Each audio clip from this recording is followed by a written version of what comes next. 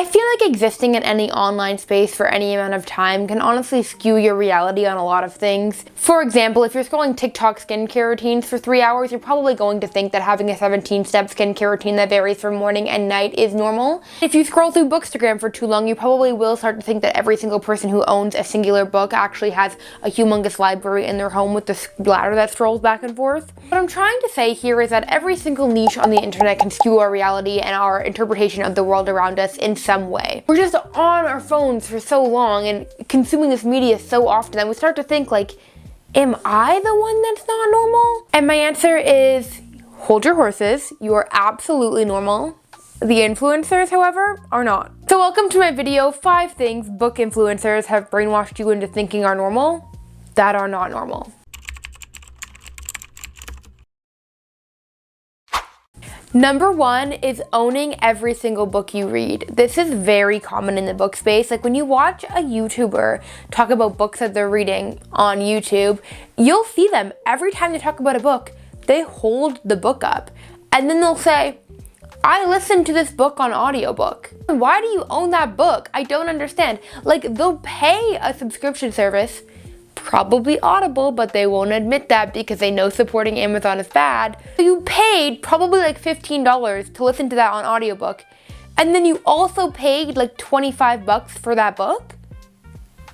What? Like you can just put a picture up on the screen like this. Like, is it really that much different if I go, I really love this book, it was so good, I really enjoyed it, versus me going, I really love this book, it was so good, I really enjoyed it? Do you really get that much more enjoyment out of either one? No, it's all the same. Not normal to own every single book you've ever read. Use your library. Using your library is cool. Whenever I see someone with like a little library tote bag or with their little library card, that person's cool and I love them. Number 2, reading 100 books, 150 books a year, even like 70 books. And I'm someone who I think I read last year, I had 62 books. I think that's a lot of books. I honestly feel like I'm bordering on too many books. That's a lot of books in a year. Don't think that this is bad. I'm just saying it's not normal. Like I saw a YouTuber recently who said they read like 45 books in a year, and they were like, I was honestly too embarrassed to like share my reading this year because I read only like 45 books. Only 45 books. That's so many books. That is so many books. Like why have we been brainwashed into thinking that like that's not that many books when it is so many? For majority of my life, I probably read like 12-ish books a year, and that was a good amount. I felt like I was like an avid reader at that point in my life, and it was like 12 books a year. I just don't understand how this like brainwashing happened to make us think that that was like a ridiculously small number of books. That is a lot of books. We need to be proud of this. Even if you only read 3 books last year, that's awesome, that's cool, and you should talk about it. Like, you are still a reader. All you have to do to be a reader is to read. There is no number of books a year you have to read in order to be considered a reader. You are welcome here, and you are welcome in the book space, no matter how many books you have read.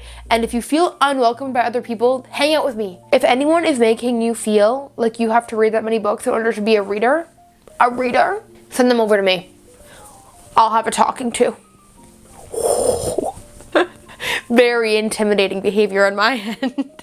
Number 3, owning multiple editions of the same book. Oh, you love that fantasy series? Oh, and you had to get the original series that you read first, of course. Oh, and then of course when they came out with that special edition cover with like the gold leaf. No, you needed that. No, I totally get it. Oh, but then the spade edges came out. Oh, I get that. No, I totally get that, and it looks so cute. Oh, and then the author signed some copies, so then you had to buy all those. Okay, no, totally fair. No, not normal behavior. Again, if you do this, it's fine. I'm not saying you're bad or it's a bad thing to do, but I am saying it's not normal. Like, that's like hundreds and hundreds of dollars spent on a book that you're not, because it's not like you're gonna read that book in every single edition multiple times. Or like when you already have one edition of a book, you're not gaining anything from buying that book again in a different edition other than having it as a decor piece, which is fine. I think a lot of people who are bookish do buy books as decor pieces, and I think that's totally valid and fine. I'm just saying it's not normal, and we shouldn't feel like we have to do this in order to be accepted in the book space, in order to be like a real reader or something like that. Like, I don't know. I just think that like we sometimes feel like when we're scrolling on Instagram and everyone's getting this new special edition and everyone's excited about this new thing, we're like, we have to have that too in order to like be included, in order to like be in the conversation. No, you don't. No, you do not have to have those things. It's not normal and it's not necessary. It's okay if you don't have that thing just because your favorite influencer does. And honestly, I hate to break it to you, but your favorite influencer probably got that for free. They probably got it sent to them. And also, your favorite influencer, if they are making money off of their content, which they probably are, that also means that them creating a video about those books with the beautiful edges and the whatever, that's a business expense for them and they can write it off in their taxes. It doesn't make it free, it's just a write-off, but they're not paying tax on it, basically. So they are getting it at a reduced price and it's like a business expense. There's lots of reasons why influencers can afford the things they can. One, because it's getting sent to them and they're not paying for it at all. Two, because they're literally getting paid to talk about it. They're getting sent to them for free and they're getting paid to talk about it. Or three, they're just calling it a business expense and they can put it on their business card so it doesn't come out of their personal finances, so it feels a little bit cheaper, because it also is, because they're not paying tax on it. Anyway, not to get too like businessy influencer on you, but there's a reason it's more popular for influencers to have these things and not the average everyday person, because it's more expensive for us to have those things. Number 4, having multiple bookish products. Having the e-reader arm with the little clicker thing. Every time a new Kindle comes out, they all of a sudden have it. Every single month, having book of the month come in the mail. New library scanner thingy that every YouTuber all of a sudden has. Book clothing of all their favorite books on their sweaters and their tote bags and their sweatpants and whatever. These things are great. Well, they're not great, they're fine. These items, they exist. I'm like so deep into my low buy right now, so like anyone who has these products, I'm like side eye because I can't buy them. It's fine to own these things, but every single time there's a new bookish product that's hyped up, or any product, this isn't just in the book space, but any product in general that's like newly hyped or people are excited about, it's normal and it's good and it's better to take time to think about the item, see if it fits into your wardrobe, fits into your lifestyle, if it's something that you're gonna love for years and years and years to come. Maybe see if you can buy it secondhand. It's normal and it's better and it's good to try and shop sustainably and try and find these items in a more sustainable, ethical way to make sure that you're gonna love them for years and years to come. It is not normal to run to Amazon or run to TikTok shop every time there's a new bookish product that you want to buy and beep, beep, boop, boop, boop, boop, boop, buy it, delivered to your house the next day. That's not normal.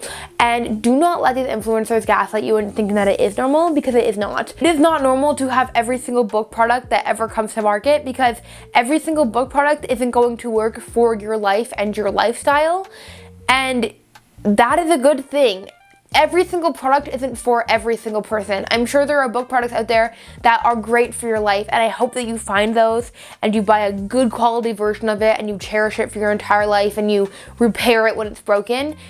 But if you have an abundance of items, you're not gonna have the capacity to take care of every single one of those items and really put the thought into purchasing it that it deserves.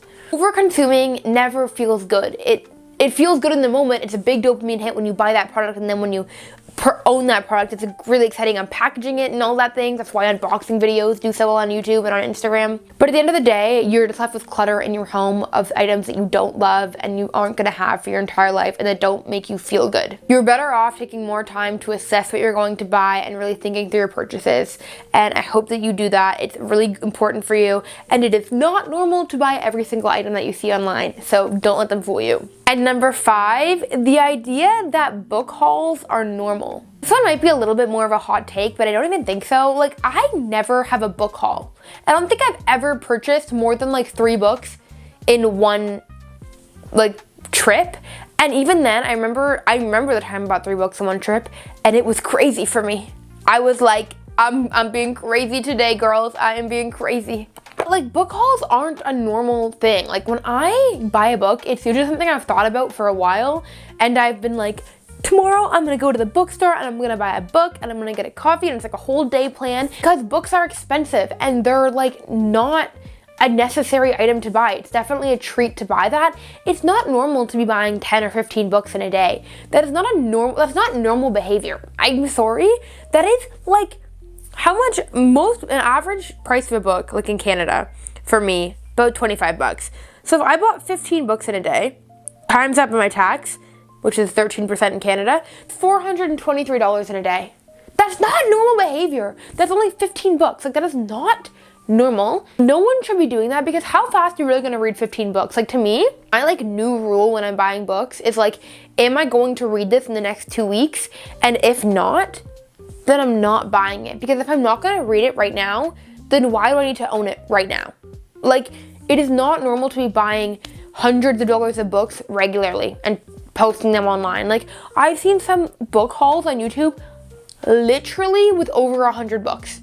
That is insane. That is not normal. We need to be calling this what it is, which is just overconsumption. I don't get any joy from watching book hauls. It literally makes me cringe. Like, the climate anxiety it gives me, the stress it gives me, the overconsumption, which I know is just like, that's also a reflection of me and something that I need to work on in myself as well. But I just like, if you feel that way when you watch these videos, that just shows you that like you have a resistance to this type of content that's just like overconsumption, and it's not something that's like very healthy to consume. And I've like really been like on an unfollowing spree of any influencer or any creator that kind of just like promotes like huge overconsumption. I'm like, no, I don't like it. Thank you so much for being here. I do not take for granted the fact that you took time out of your day to spend it with little old me today, and I appreciate you forever. Comment below a strawberry emoji if you made it this far, because I like to confuse the other people, and I also like to know who the real ones are who watched the entire video. I love you so much. Bye!